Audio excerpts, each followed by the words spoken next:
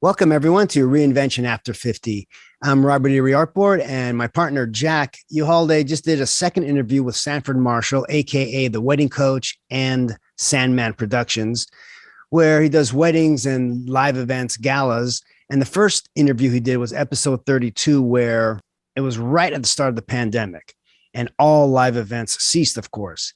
So he had to reinvent himself, and he made some decisions that kept his business alive. And now that we're coming out of it a little bit here in 2022, he took what he learned in those first couple of years of the pandemic, readjusted once again into this new phase. So let's listen to what Sanford has to say about his new phase for the wedding coach and Sandman Productions.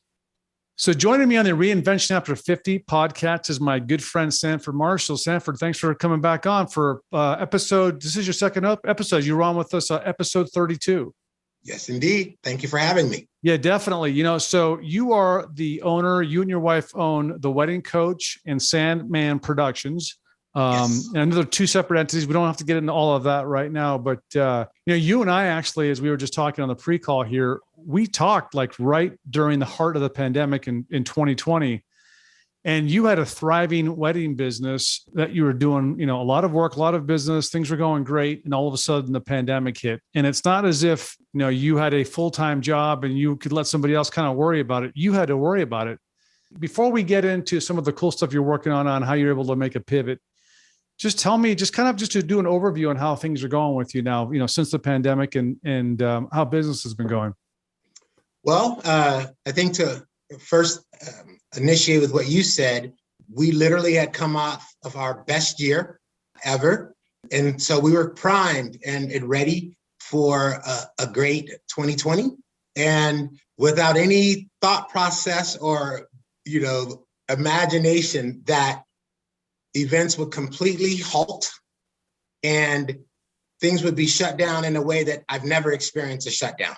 I mean, that's really what it is. It was like, no, there's not even an option, and this was before people even were creative with thinking about what to do outdoors, because that wasn't even an option to gather in that scenario. It was very much now it's over. And until it comes back, what are you going to do to keep your brand aware, keep your brand out and keep, people aware of what you're doing and that you're still in the game. And more importantly, you're thinking, well, how can I sustain my business? What are the other things that I can do? And so during that time, because I was an officiant also, I'm an officiant as well as a wedding planner and event planner. So being an officiant gave me an opportunity to use that skill set to do outdoor elopement style ceremonies. Just a couple, myself, maybe a photographer, 2 witnesses at the most. That's it. And all of these are outdoors. But what we're doing then is choosing beautiful locations, Stinson Beach, Half Moon Bay, specific areas with great redwoods. So that started happening. And then as that started happening, you start looking at online virtual events. Okay, well, how can we get into that place? And so that was pretty much what we kind of had to stick with for a while. Then all of a sudden things got a little looser. And when we got into 2021, and then, we were able to do some events here, or hybrid event, an outdoor event where one of our large galas would normally be for 400 to 500 people. We did it for 100 people, and we did a live stream for people at home. So we had to start getting creative there until, those events or those clients could come back and feel comfortable. Then towards the end of last year, the last 4 months of the year, we actually did a gala, a nonprofit fundraiser, and 2 or 3 weddings. And they were all. So is it safe to say, sorry, I interrupt you, but I was just curious. Is it safe to say then you went almost a full year without having any, like the totality of your business didn't really come back for almost a full year? I mean, really. Without a doubt. Yeah. And I would dare say, with a year and maybe a month or 2 on it. But yeah, definitely. We didn't see any of that. And to tell you, one of the things that I'm sure a lot of people will find interesting out there who had learned how to do this, we had to rethink about contracts and cancellation clauses. Normally when you lock a gig in, well, if the gig gets canceled, or in this scenario, a lot of us had to learn how to have that conversation with clients on, well, we've done services somewhat, we can't execute this. So finding fair ways to navigate that so everyone feels not only appreciated, but almost that you're also being very sensitive that I know we're trying to plan this, but there is a high probability that this can be taken off the slot in a minute. Right. And how do we navigate like that? And I think that that's a great skill that now we all possess, because I'm sure a lot of us have integrated these types of clauses into our contracts from here on out. You bring up an interesting point too, just not in terms of with the contracts and everything else, but just not in terms of your business, the wedding planning that you're doing, as well as the Sandman Productions that you do, which we'll get into in just a little bit. But there's a lot of small service-oriented businesses that have failed. The number must be over 50%. If you look at restaurants as an example, restaurants are the half of what they used to be. So it's definitely been a challenge. And you were smart enough to make a pivot. You're obviously still the wedding coach and you're still doing these things, but you've been able to make a pivot. Now, I just going to tease the audience with that. Before we get into that, though, let's go back. And if for the audience that wants to hear more about your story, which is a phenomenal story, they can listen to episode 32. But let's give them a very high level view of who you were prior to going out on your own. You worked for a company, you're doing a side hustle. Just give me just a broad perspective on how you started getting into wedding planning and that whole thing. Macro level, I was director of corporate events for the Bay Club Company, which is a nice high-end luxury brand health and social club. So it's a, of course they have the fitness components, the group exercises and things, but because it was a social club, we did all types of social events. I was the complete programmer. So through our happy hours for club members, ski trips, charity poker nights, cooking classes with San Francisco, top chefs, who come into the club. We had a commercial kitchen, could do intimate cooking classes for 10 to 12 people. Back in the day, John Scharfenberger would come in and do chocolate and port tasting classes, things like that. So that was my job. And at the same time, on the weekends, I was working weddings. I was building the Wedding Coach and Sandman Productions and was just keeping those going. Full-time job, Monday through Friday, weekends. All right, we got a wedding here at the Santa Lucia Preserve. This weekend, we've got a wedding over here in Marin, but all of that was being done to know that at some point I would have an exit strategy if needed. It's interesting too. The one thing that you and I talked about this after we actually did the interview, and we included it, and I'm looking at some of the show notes we did from episode 32, but you actually crafted your job knowing at some point in time you were going to leave your job. And it's a reminder for our listeners, if you're in a current job and you see aspects of the job that you currently have that may be a good fit for a future business, why not pitch some of those things? And didn't you do that when you were working with the Bay Club? Yeah. The thing that was so great about the Bay Club is they allowed you to treat your department like an individual entrepreneur. So if I went and said, hey, you know what? Shakespeare's birthday is coming up and I'd like to bring in a Shakespeare troupe to do something for the members. They look, okay, as long as it fits within the budget and works, go ahead. And so the ability to craft and shape the position was really neat because my background, I'm an actor. I worked as a commercial actor in theater and film and all those things over the last 25 years of my life. So I brought Nancy Hayes, a Bay Area casting director. She was a Bay Club member. She'd come in and do commercial acting workshop with members. And some of the members would really fall in love with it. And all of a sudden, next thing you know, a member would get a job casting a commercial or something. So I got to bring all of the things that were my talent skills or things that I were interested in into that job and then develop it and do events around it. And I think what that kind of did for me is the same way as an entrepreneur now, I've kind of looked at the things that are like my God-given talents. And how do I monetize and make those the areas that I put forth my best effort? You know how the old way used to be work on your weaknesses? Well, yeah. I'm kind of like, with the pandemic, it's like, I'm going to maximize my strengths. I'm going to go with the areas where I'm strongest. So it was like, I became an auctioneer over the last 5 years. I started doing nonprofits and being an auctioneer and MC using my acting background. Then it was like, okay, we got the weddings, we've got the commercials, we got the acting, had to pivot and start reaching out to memorial homes for families or people who maybe didn't have a priest or a minister, but wanted someone who could, respectfully share their thoughts for their family member. I never thought about that. I didn't even think that would be a potential avenue, but there was a need out there. So explain. So what is that? Explain that to me. So is that? So say if you lost a loved one, right, and you needed to plan their memorial.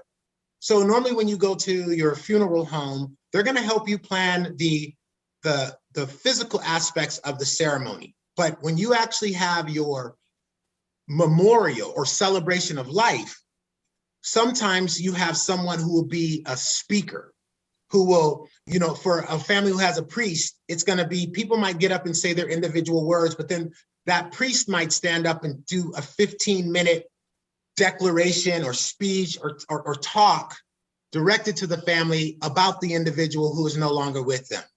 And so when a funeral home doesn't have, since that's not what they provide, you have a family that doesn't have a priest or doesn't have a minister, but would like someone who's comfortable with the topic, a good communicator. My family, my father was a pastor, so I'm very sensitive to some of the things that happen in that regard. But that was another avenue that I needed to make myself available for, because I needed to see what areas could turn into a scenario. I mean, I'm all about connecting people through events. And so, and even if it's a memorial, you got to connect people deeper than ever so that they can focus on treasuring that loved one. And that was something that I thought I could do, especially for those people who didn't have one. We could, connect. And if the chemistry's there, they have somebody that they can offload some of that stress and anxiety on. I could see you be perfectly suited for it. I mean, you are such a good speaker. So you can come speak at my memorial. Hey, is that a deal? Do it. Let's do it in advance and make a great video using your skill. And it's like, this is what's up. Yeah, I like that. I like that idea. Goodbye now. Yeah. All right. So let's actually, before we make a pivot, and I love your headline. You've got making wedding lemonade from pandemic lemons. And I love that. But I've got one more just kind of follow-up question. I don't know that I asked you this. When you decided to go working from your full-time job to then the wedding planner, the wedding coach in Sandman Productions, did you self-fund 100%? Do you have any investors? Did you ever look to investors? Like, tell me a little bit about that piece of it. In the beginning, completely self-funded. And then as you start growing and start looking at different things, then there was a season where we reached out and looked for a couple individuals to partner to look at investing if we were going to try to go bigger and bigger. But ultimately, we didn't really need to have this business be driven through a large core of investors. Right. Just two individuals who could help in that capacity would actually be sufficient because of the volume that's happening. And what's so great to everybody out there that runs a business from their home, that entrepreneur, the one great thing about having your home office, no overhead. Yeah. And with my projects, not often, unless I'm running my own personal private event, most of the time I am tasked with working with the client's budget in order to procure and secure the things that are needed to throw their event. So I'm not having to put a lot of my capital to create the event. I encourage people, if you can use that type of model, that's a nice model because you're not bound by trying to generate your own capital and having that angst of if I need to sell 500 tickets for this event in order to generate whatever revenue, and there's only 300 tickets looking like they're going to be sold, and your mortgage payment or your bills getting paid or your kids' tuition is predicated on the success of those events, that's some stress. Total stress. Yeah. And I'm just curious too, like, okay, so pandemic hits, I'm sure you had to have, they always say to have 6 months to a year's worth of savings, because you were probably burning through capital right there, right, to survive. Yeah, I think we did what every other business out there had to do. We applied for grants. We looked into the PPP loans. Look at your own savings. You look at those scenarios and you look at unemployment and right. how that's going to help you bridge the gap. Basically, you have to tap every avenue. We were very blessed. We ended up, you get some grants, small business. This is where small business really, I think from a perception scenario, it became really clear that small businesses really make a difference in this economy. Yeah. And I think that they realize if all these small businesses go, this can't be sustainable where all you have are the big boys. Sure. Right. All you have are the big boys, and I think that really became evident during that time. Definitely. The one other thing too that you have at your arsenal, especially as you continue to grow the business and do the business, are freelancers, the gig economy. We had the great resignation that happened, like in November, where 4 million people quit their jobs. They basically, said that they want to just kind of, I'm sure a lot of them got new jobs, but people quit jobs. Like, life is too short. I think this pandemic opened up a lot of eyes for people. But for you have a Rolodex. That Rolodex is a value because that's typically who you hire, right? For your projects. Yeah, it was interesting. I was talking to a really talented guitarist, Jean-Paul Bongiorno, and I was getting him to see if he was going to be available for a potential gig. And I go, what are your rates? And like, normally I would never ask that. I know, hey, I'm this for this. I'm 2 hours minimum, boom, boom, boom. And I go, we haven't literally done a gig together in 2.5 years. I don't even know what you're charging. Yeah. And this was a guy I'd probably book 4 or 5 times a year. So all of those event rental companies, you're trying to keep tabs with everyone. And it's funny how you mentioned the Rolodex. Now the Rolodex comes back to life. I just called a vendor the other day and I said, hey, just got a corporate gig that I'm putting a proposal for. Just wanted to see if you weathered the storm, if you're still in the game. And she goes, yeah, we're still here. I go, okay. I go, but I didn't have a reason to talk to her for 2 years. We're great business people, but they're not necessarily in your circle of friends. Sure. So, all of a sudden it's like, I haven't talked to you in 2 years. This is amazing. Yeah. But that's that gig economy for sure, buddy. For sure. No, definitely comes back. All right. So let's pivot here. You're in a situation where business has just completely crashed. Revenues have gone way, way down. And you're a good thinker. I've known you for a long time. And you strategize when you had a full-time job, right? You're constantly thinking, doing. So tell me about making wedding lemonade from pandemic lemons. You made a pivot and you're seeing some successes with the pivot. Tell us about that. Well, I think the wedding lemonade from the COVID pandemic lemons comes from over the past 2 years. Countless weddings have been canceled, rescheduled, just obliterated 2 years of people's dreams. Couples that wanted to get their life started, their journey down the aisle, boom, boom, boom. So for 2 years, with that being gone and now starting to look at it, it really became clear to me that in order to make it a difference and try to override the angst and the feelings of the emotions that have been kind of hovering, what are some different ways that we can approach it? Bring back fun, bring some surprise, bring some delight. And so we added a surprise and delight kind of category from the Wedding Coach and Sandman production. So a couple wants to do a proposal. Someone wants to do their proposal. Let's do something different. Let's do something fun and amazing to make the proposal process. Let's jumpstart your wedding planning process in a way that, sets the stage and raises the bar. No longer are we worried about the negative. We're celebrating the positive. So let's start it off with a bang there. Another kind of component was, if we're going to do an elopement, let's kick it up a notch. Let's do an elopement where the couple rents a house, a VRBO in Half Moon Bay. We have their ceremony in the redwoods or along the coastline. And then we go to this VRBO and I've secured a private chef to come and cook the dinner for them at this home. And it's a private weekend that's just immersed with the couple and their love, VIP wine tasting the next day, town car pickup for dinner, just quiet intimacy for that couple. So elopement planning. And then another one, micro weddings. So the micro wedding trend to me is what is going to be huge in 2022. And the reason why is because a micro wedding is defined about 50 to 60 guests and below.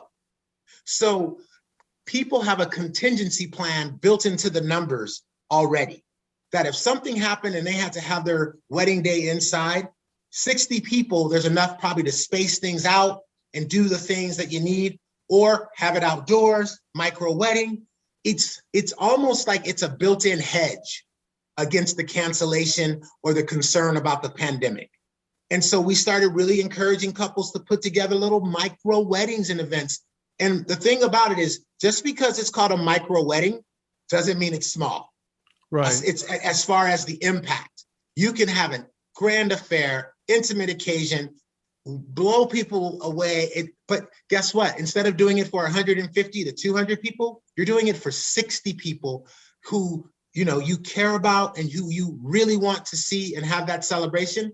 Because I'll be honest, 2 years of waiting and denying yourself, people are over it. Oh, yeah, very much so. And the reason why I say that is I'm doing weddings on Mondays, Wednesdays, Tuesdays, Thursdays, when, back in the day, it would be a Friday or a Saturday first. Yeah. And maybe a Friday or Sunday. Yeah. Maybe, but because it's a little more economical. Yeah. But the Wednesday or Thursday, but there are people that were like, you know what? I want to get married. Yeah. I want to get married. And as you said, economical too. It's a little cheaper. And now with everybody going out and getting married again, Saturdays are tough to get. Fridays might be tough to get. They're impossible to get. I spoke with the venue yesterday. I think they have one Saturday left for this year. Yeah. You recently had a surprise proposal, and you have a video. We'll share the video you put together on the show notes section of our website here, but maybe just give a brief overview of an example of how that went down. So this is what makes it really cool. I got got contacted by a buddy of mine who I used to play hoops with at the Bay Club, Timmy B. And he says, hey, I got a buddy who wants to propose to his girl in San Francisco, means a lot to them. Will you just help him out, maybe talk with him? So I said, yeah. Turns out this guy is the head trainer for the head training and strength and conditioning coach for the Cleveland Cavaliers. So I'm talking to him and we're putting things together and we're talking about it. And so finally, we come up with the game plan. And the game plan is going to be, we're going to do the Palace of Fine Arts for the proposal site, right? Iconic San Francisco. Beautiful spot. Game slam dunk on that. Did you put that idea together or was that his idea? Yeah. I kind of recommended, it's, managing up. I put together some different ideas and then said, this is what we have, what gravitates to you, knowing in my mind, it's like the Palace, dude, it's going to be great.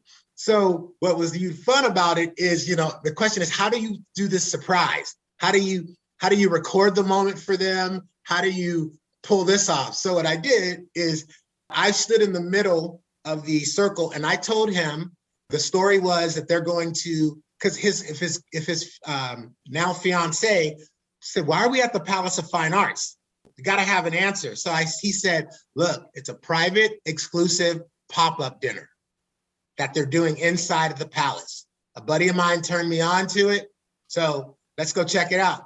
So I'm standing in the middle of the circle as if I'm a doorman, like waiting. And so he comes up, he looks at me kind of almost speakeasy-ish password type of thing. And then I go, name, boom, boom, boom. I go +1. I go, great. I say, tonight's our opening night.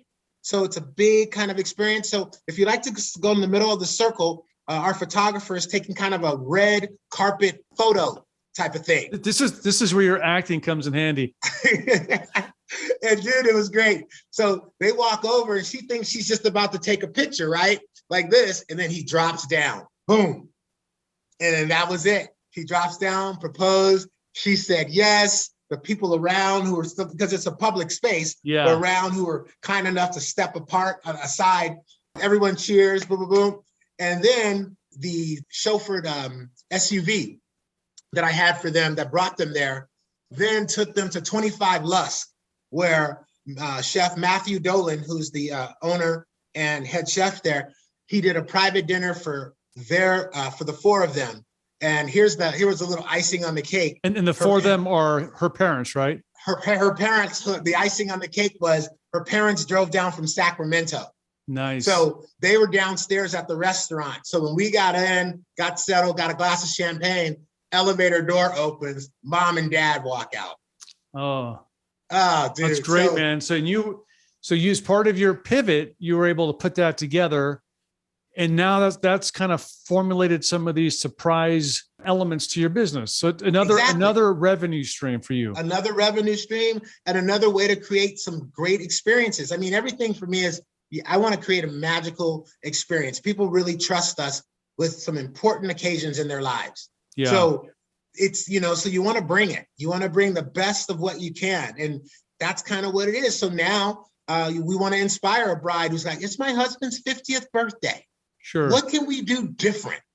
What can we do to surprise him and just, wow, wouldn't have ever thought to do that. And it can be as simple as getting together his group of buddies to do a pool tournament or a football, whatever is their sport, like a softball game before the party, like getting everyone together, like no one would coordinate that, Sure, like we're going to call high school friends and it's a mini reunion. You guys are going to go out there and pull a hamstring and go play softball, because you love it, or pool. It doesn't matter. It could be, but thinking like that, to me is raising the bar in creativity.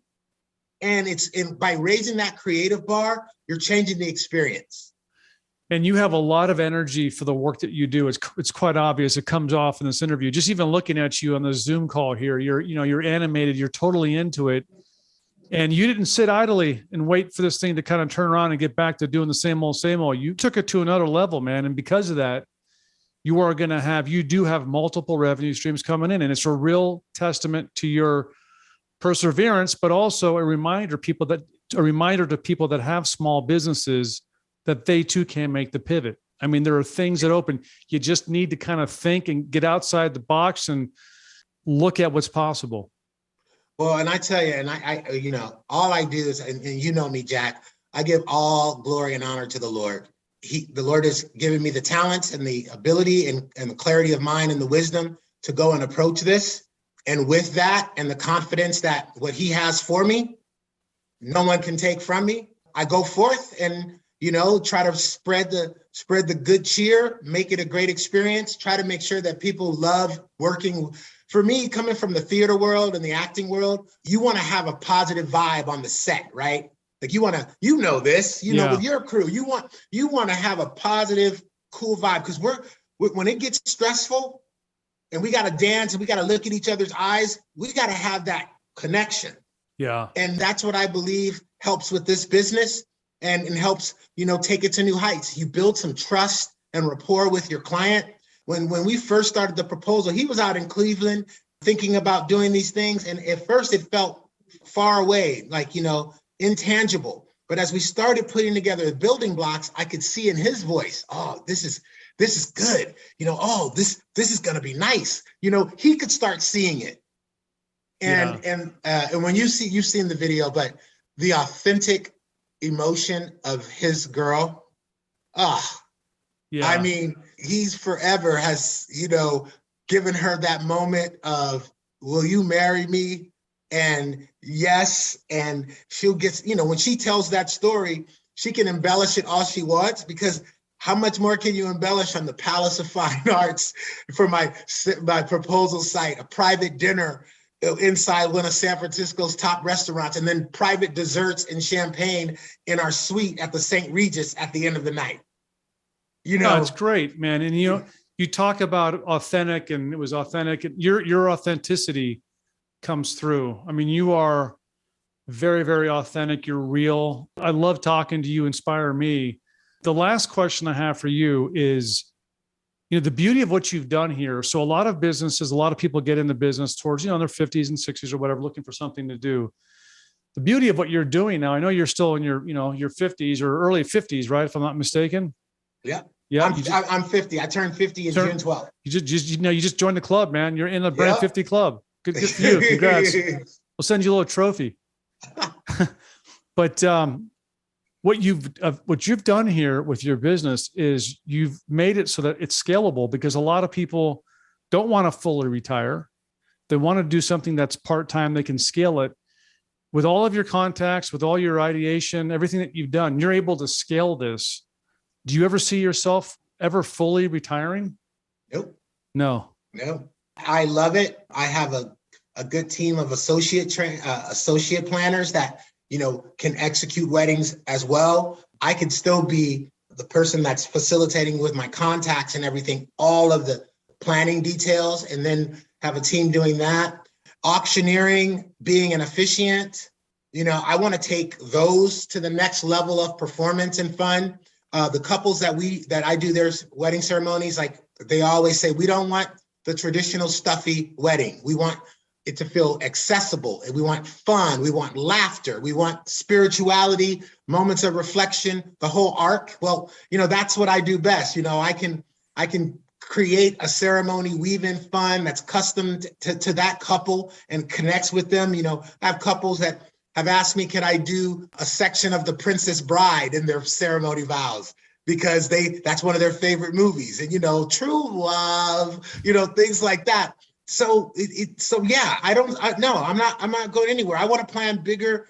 If anything, I want to continue just looking at amazing experiences for 2 people, for 4 people, to 50 people, to 500, to 2,000.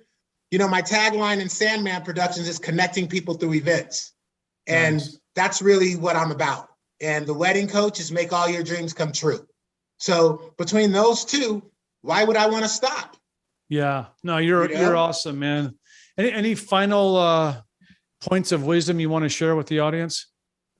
I'm going to allude to what I said before. Maximize your strengths, especially if we're talking, you've gotten older. When I was 25 and beginning this and getting married and those things to being 50 now, I've developed those things over those years. And that makes me an expert in a few categories, or makes me, what I feel am a top level executor in certain categories.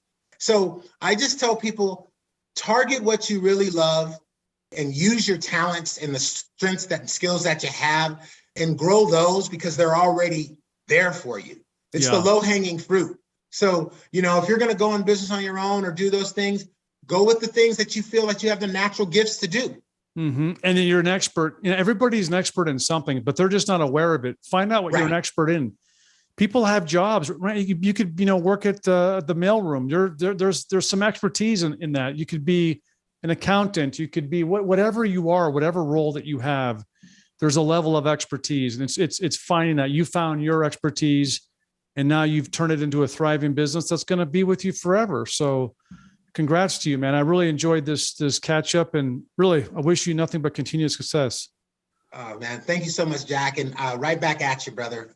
Watching you from all of the beginnings of the videos and the other camera stuff and the work that you were doing at the station, to see what you're doing here now. This wasn't what you were doing 5 years ago. Far from it, man. If you told me I'd be interviewing people on a podcast, I think you'd crazy. Yeah. So this is, you're practicing the same thing that we're preaching. You're doing it. That's what's neat, is you saw that there's a need for this, and now you're taking it to that next level. So let's just keep inspiring each other, brother. Right on, man. I look forward to interview number 3. Interview. All right, Sanford. Thank you. Take care. Thank you, sir. We hope you enjoyed this podcast. For more information on all of our guests, go to brand50.com, where you'll find show notes and other resources to help guide you through the next exciting phase of your life. Please consider subscribing to our podcast on iTunes, along with other platforms, and write us a review while you're there. You can also sign up for our email list on our site to get the latest podcast updates. We promise you won't get a constant barrage of emails from us, and you can bet we'll protect your privacy as well. You can also follow us on social media accounts listed on our site. Thank you for listening.